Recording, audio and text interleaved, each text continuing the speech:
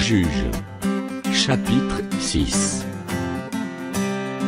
Les enfants d'Israël firent ce qui déplaît à l'Éternel, et l'Éternel les livra entre les mains de Madian, pendant 7 ans. La main de Madian fut puissante contre Israël. Pour échapper à Madian, les enfants d'Israël se retiraient dans les ravins des montagnes, dans les cavernes et sur les rochers fortifiés. Quand Israël avait semé, Madian monta avec Amalek et les fils de l'Orient, et il marchait contre lui. Il campait en face de lui, détruisait les productions du pays jusque vers Gaza, et ne laissait en Israël ni vivre, ni brebis, ni bœufs, ni ânes. Car ils montaient avec leurs troupeaux et leurs tentes, ils arrivaient comme une multitude de sauterelles, ils étaient innombrables, et leurs chameaux, et ils venaient dans le pays pour le ravager. Israël fut très malheureux à cause de Madian, et les enfants d'Israël crièrent à l'Éternel. Lorsque les enfants d'Israël crièrent à l'Éternel au sujet de Madian, l'Éternel envoya un prophète aux enfants d'Israël. Il leur dit: Ainsi parle l'Éternel, le Dieu d'Israël, je vous ai fait monter d'Égypte, et je vous ai fait sortir de la maison de servitude. Je vous ai délivré de la main des Égyptiens, et de la main de tous ceux qui vous opprimaient, je les ai chassés devant vous, et je vous ai donné leur pays. Je vous ai dit: Je suis l'Éternel, votre Dieu, vous ne craindrez point les dieux des Amoréens, dans le pays desquels vous habitez. Mais vous n'avez point écouté ma voix. Puis vint l'ange de l'Éternel, et il s'assit sous le térébinthe d'Ophra, qui appartenait à Joas, de la famille d'Abiézer. Gédéon, son fils, battait du froment au pressoir, pour le mettre à l'abri de Madian. L'ange de l'Éternel lui apparut, et lui dit: L'Éternel est avec toi, vaillant héros. Gédéon lui dit: Ah! Mon Seigneur, si l'Éternel est avec nous, pourquoi toutes ces choses nous sont-elles arrivées? Et où sont tous ces prodiges, que nos pères nous racontent, quand ils disent: L'Éternel ne nous a-t-il pas fait monter hors d'Égypte? Maintenant l'Éternel nous abandonne, et il nous livre entre les mains de Madian.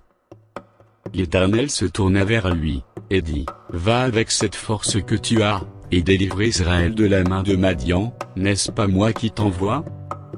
Gédéon lui dit: Ah! Mon Seigneur, avec quoi délivrerai-je Israël? Voici, ma famille est la plus pauvre en Manassé, et je suis le plus petit dans la maison de mon père. L'Éternel lui dit: Mais je serai avec toi, et tu battras Madian comme un seul homme. Gédéon lui dit: Si j'ai trouvé grâce à tes yeux, donne-moi un signe pour montrer que c'est toi qui me parles. Ne t'éloigne point d'ici jusqu'à ce que je revienne auprès de toi, que j'apporte mon offrande, et que je la dépose devant toi. Et l'Éternel dit: Je resterai jusqu'à ce que tu reviennes.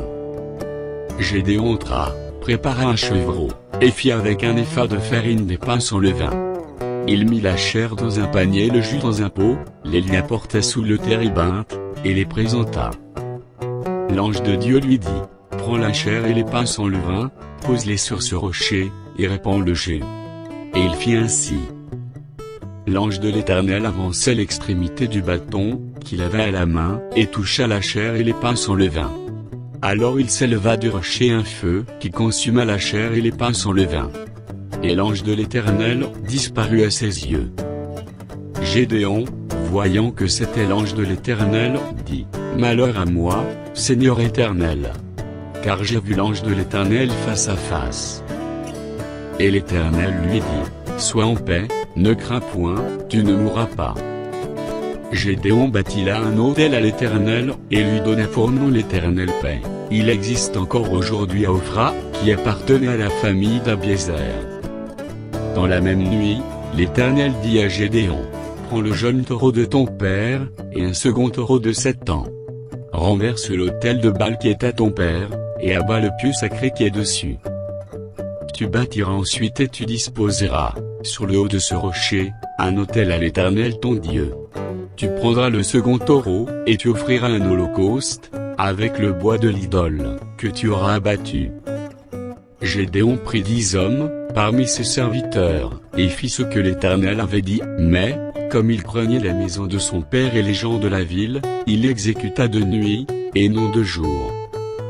Lorsque les gens de la ville se furent levés du bon matin, voici, l'autel de Baal était renversé, le pieu sacré placé dessus était abattu, et le second taureau était offert en holocauste sur l'autel, qui avait été bâti. Ils se dirent l'un à l'autre, qui a fait cela? Et ils s'informèrent et firent des recherches. On leur dit, c'est Gédéon, fils de Joas, qui a fait cela. Alors les gens de la ville dirent à Joas, fais sortir ton fils, et qu'il meure, car il a renversé l'autel de Baal, et abattu le pieu sacré qui était dessus. Joas répondit à tous ceux qui se présentèrent à lui, est-ce à vous de prendre parti pour Baal? Est-ce à vous de venir à son secours? Quiconque prendra parti pour Baal mourra avant que le matin vienne. Si Baal est un dieu, qu'il plaide lui-même sa cause, puisqu'on a renversé son autel. Et en ce jour l'on donna à Gédéon le nom de Jérubbaal, en disant, que Baal plaide contre lui, puisqu'il a renversé son autel. Tout Madian, Amalek et les fils de l'Orient, se rassemblèrent, ils passèrent le Jourdain, et campèrent dans la vallée de Jizréel. Gédéon fut revêtu de l'Esprit de l'Éternel, il sonna de la trompette, et Abiézé fut convoqué, pour marcher à sa suite. Il envoya des messagers dans tout Manassé, qui fut aussi convoqué, pour marcher à sa suite. Il envoya des messagers dans Azer, dans Zabulon et dans Nephtali, qui montèrent à leur rencontre. Gédéon dit à Dieu, si tu veux délivrer Israël par ma main, comme tu l'as dit, voici, je vais mettre une toison de laine dans l'air, si la toison seule se couvre de rosée, et que tout le terrain reste sec, je connaîtrai que tu délivreras Israël par ma main, comme tu l'as dit. Et il arriva ainsi.